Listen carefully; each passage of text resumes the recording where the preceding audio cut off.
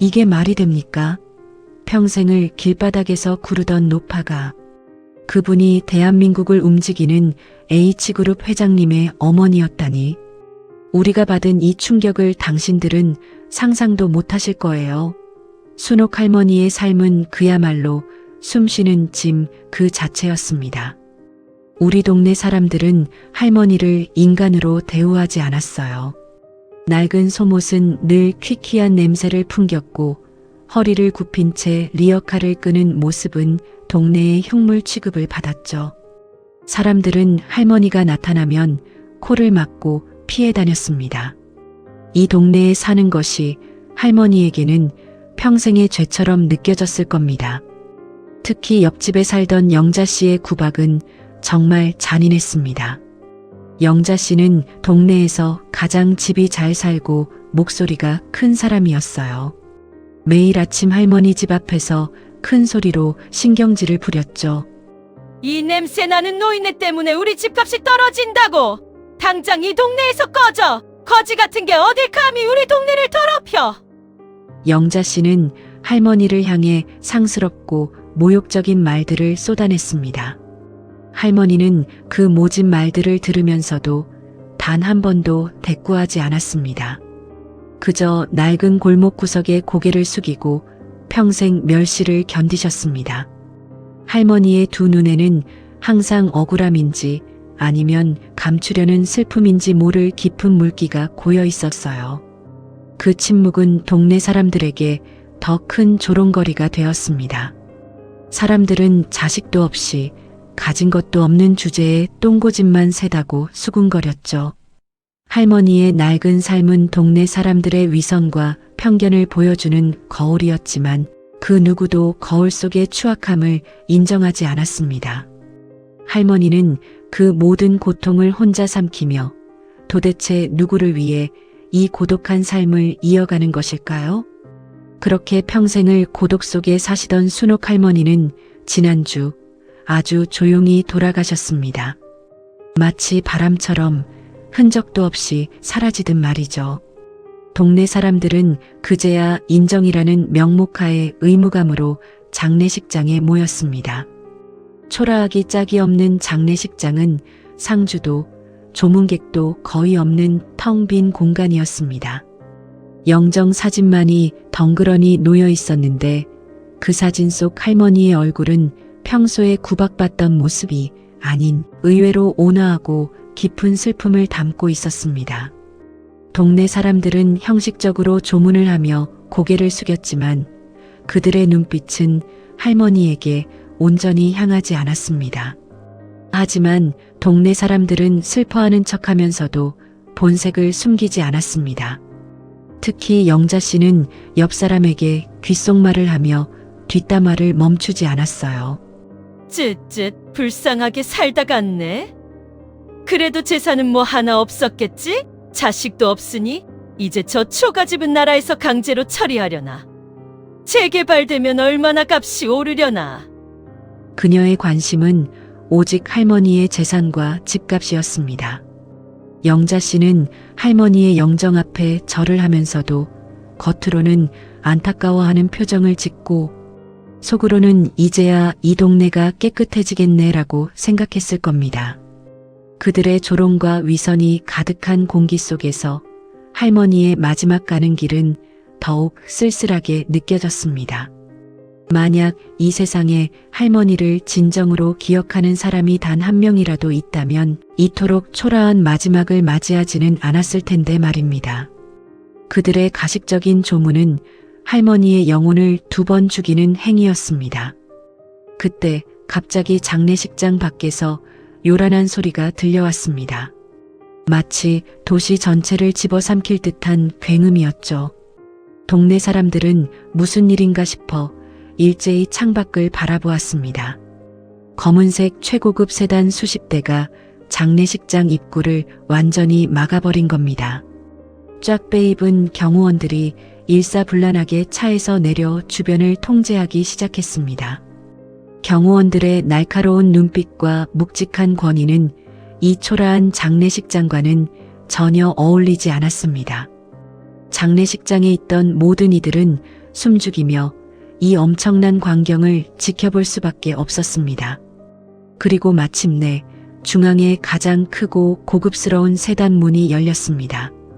차에서 내린 사람은 대한민국 재계 서열 5위, 누구도 함부로 대할 수 없는 재벌 총수 H그룹의 강동민 회장이었습니다. 동네 사람들은 모두 입을 다물지 못했습니다. 그들의 머릿속은 도대체 저분이 왜 여기에? 라는 의문으로 가득 찼죠. 강 회장의 명성과 권력은 이 작은 동네의 상상을 초월하는 것이었습니다. 회장의 등장만으로도 장례식장의 싸늘한 공기는 순식간에 극도의 긴장감으로 얼어붙었습니다. 이 거대한 권력자가 초라한 노파의 장례식에 나타난 이유, 이 믿을 수 없는 상황이 바로 이 잔혹한 드라마의 시작이었습니다. 동네 사람들은 두려움과 기대가 뒤섞인 눈빛으로 회장을 바라보았습니다. 강 회장은 주위를 둘러보지도 않았습니다. 수많은 시선과 웅성거림은 그에게 아무런 의미도 없다는 듯 곧장 순옥 할머니의 영정 앞으로 걸어갔습니다. 회장의 눈빛은 차갑고도 슬픔으로 가득 차 있었습니다. 그는 정장을 차려입은 뻣뻣한 몸 그대로 영정 앞에서 무릎을 꿇더니 그 단단한 어깨를 들썩이며 어린아이처럼 통곡하기 시작했습니다. 회장의 입에서 터져나오는 울음소리는 장례식장의 싸늘한 침묵을 찢어버리는 듯 했습니다. 동네 사람들은 숨조차 쉴 수 없었습니다. 그들이 평생 무시했던 노파의 영정 앞에서 대한민국 최고의 권력자가 처절하게 무너져 울고 있는 이 상황은 현실이 아닌 초현실적인 드라마 같았습니다. 사람들은 혼란에 빠졌습니다. 저 노인네가 도대체 누구였기에, 회장과 무슨 관계이기에 이토록 처절한 눈물을 흘리는 것인지. 영자 씨는 두려움에 질려 자신의 자리를 찾지 못하고 벽에 기대 주저앉았습니다. 회장의 눈물은 단순한 슬픔이 아니었습니다. 그것은 후회와 참회, 그리고 평생을 숨겨야 했던 고통이 폭발하는 순간이었습니다.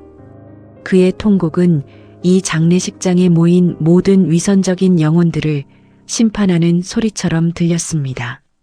한참을 통곡하던 강 회장은 눈물을 닦고 영정을 품에 안은 채 조용하지만 힘 있는 목소리로 말했습니다.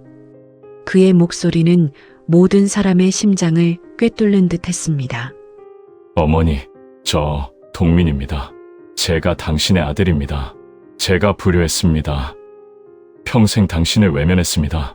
이 한마디에 장례식장은 완전히 뒤집혔습니다. 믿을 수 없다는 듯 사람들은 비명을 지르며 뒷걸음질 쳤습니다. 그들이 매일 냄새나는 거지라고 손가락질했던 노파가 천문학적인 재산을 움직이는 재벌 총수의 어머니였다니. 영자 씨는 그 자리에 주저앉아 입을 틀어막았고 경악과 충격으로 온몸이 굳어버렸습니다. 동네 사람들의 표정은 경악을 넘어 자신들의 미래에 대한 두려움으로 일그러지기 시작했습니다. 회장의 고백은 순옥 할머니의 초라한 삶 뒤에 숨겨진 엄청난 진실을 드러내는 동시에 이 동네 사람들의 위선적인 삶에 대한 파멸을 알리는 서곡이었습니다. 그들의 머릿속은 우리가 대체 누구에게 그런 짓을 한 거야?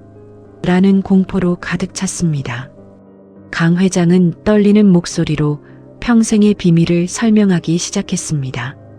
어머니는 저를 부잣집에 입양 보내시고 혹시라도 제가 상처받거나 제 성공에 흠집이 될까봐 평생을 숨어 사셨습니다. 제가 재벌가의 아들로 편안하게 살 수 있도록 당신의 존재를 철저히 지우셨던 겁니다.